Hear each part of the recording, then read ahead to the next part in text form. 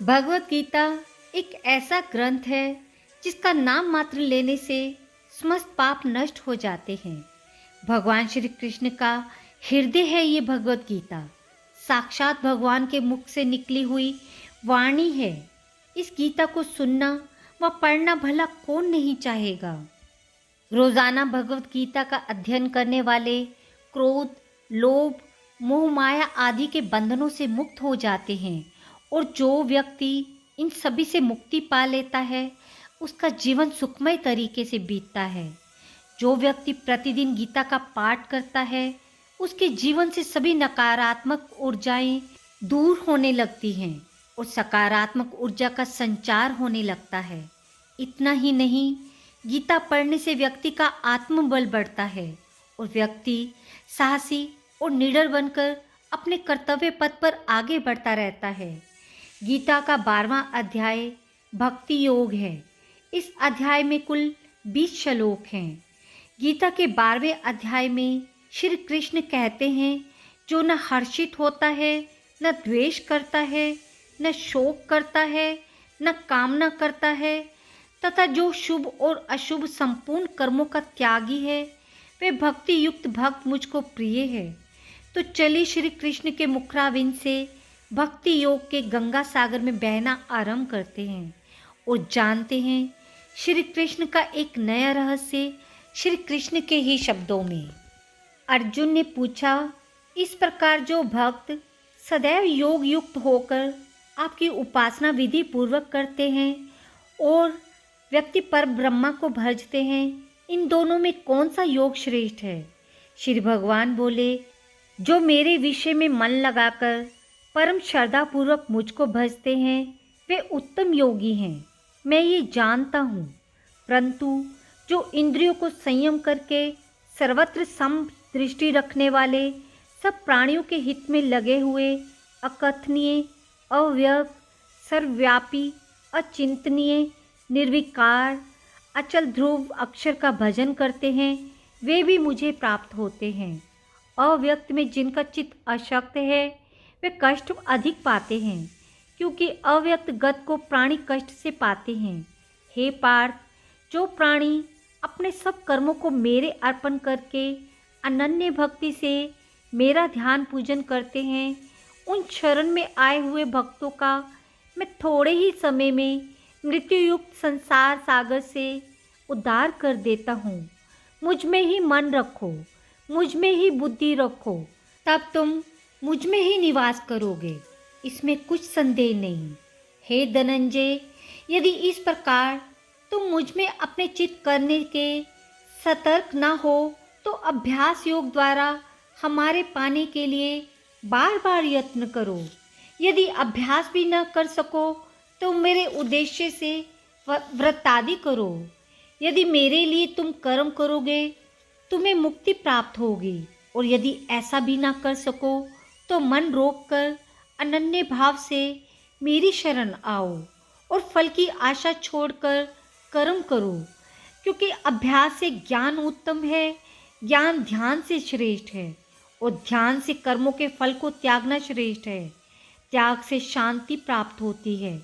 जो द्वेष नहीं करता सबका मित्र है, ममता और अहंकार जिसमें नहीं है, सुख दुख को समान मानता है, क्षमावान है, संतोषी है, स्थिर चित्त इंद्रियों को वश में रखता है, दृढ़ निश्चयवान है, मुझ में अपना मन और बुद्धि लगाए हुए है, ऐसा मेरा भक्त मुझको प्रिय है, जिसमें न लोगों का भय है न डर है। ऐसा जो हर्ष ईर्ष्या से, भय और विषाद से रहित है, वह मेरा प्रिय है। जो कुछ मिले उसी में संतुष्ट, पवित्र पक्ष, निष्पाप, दुख रहित, फल की आशा त्याग कर कर्म करने वाला, ऐसा जो मेरा भक्त है वह मुझे प्रिय है। जो लाभ से प्रसन्न न हो, किसी से द्वेष न करे, इष्ट पदार्थ के नष्ट होने से दुखी न हो, किसी वस्तु की इच्छा न करे, अशुभ तथा शुभ दोनों त्यागी भक्त मेरा परम प्रिय है। जिसको शत्रु, मान और अपमान, सर्दी और गर्मी, सुख और दुख, जिसको सम्मान है, वासना से रहित है, जो निंदा और स्तुति को समान समझता है, जो मिले उसी पर संतोषी, जो ये नहीं समझता कि ये घर मेरा है, जो भक्तिमान है, वह मेरा प्यारा है। मुझ में श्रद्धा करके, मुझे मानकर इस अभूत के समान कल्याणकारक धर्म का आचरण मेरे उपदेशानुसार करते हैं, वे मुझे अत्यंत प्रिय हैं। राधे राधे। 12वें अध्याय की समाप्ति। अथ 12वें अध्याय का महात्म्य। श्री भगवान बोले, हे लक्ष्मी, अब 12वें अध्याय का महात्म्य सुन। दक्षिण देश में सुखानंद नाम का एक राजा रहता था। जिसके नगर में एक अवंत नाम का लंपट रहता था। एक गणिका से उसकी प्रीति थी। वे दोनों एक देवी के मंदिर में जाकर मदिरा पान किया करें, मांस खावें, भोग भोगे। जो कोई पूछे तुम यहाँ क्या करते हो, तो कहें हम यहाँ रहते हैं, देवी की सेवा करते हैं। झूठ कह देवें। उसी मंदिर में एक ब्राह्मण देवी की सेवा करता था। एक दिन उस ब्राह्मण ने देवी की स्तुति कर देवी प्रसन्न हुई। कहा, वर मांगो, जो मांगेगा सो देऊंगी। उसने धन संतान सुख मांगा। देवी ने कहा, हे ब्राह्मण, अवश्य कर तुमको दूंगी, पर एक बात कर, पहले दोनों जन का उद्धार कर ले। तब ब्राह्मण ने नारायण का तप किया। भगवान जी प्रसन्न हुए। श्री नारायण जी गरुड़ पर सवार होकर आए और कहा, तेरी क्या कामना है? ब्राह्मण ने पूछा, दोनों का उद्धार कैसे हो? नारायण जी ने कहा, हे ब्राह्मण, गीता के 12वें अध्याय का पाठ सुनाओ तो उन दोनों का उद्धार होगा। तब विप्र ने भगवान की स्तुति कर ध्यान किया। तब विप्र ने दोनों गणिका और लंपट को बिठाकर गीता के 12वें अध्याय का पाठ सुनाया। सुनते ही उन दोनों की देह छूटी, देवदेही पाई और बैकुंठ को गए।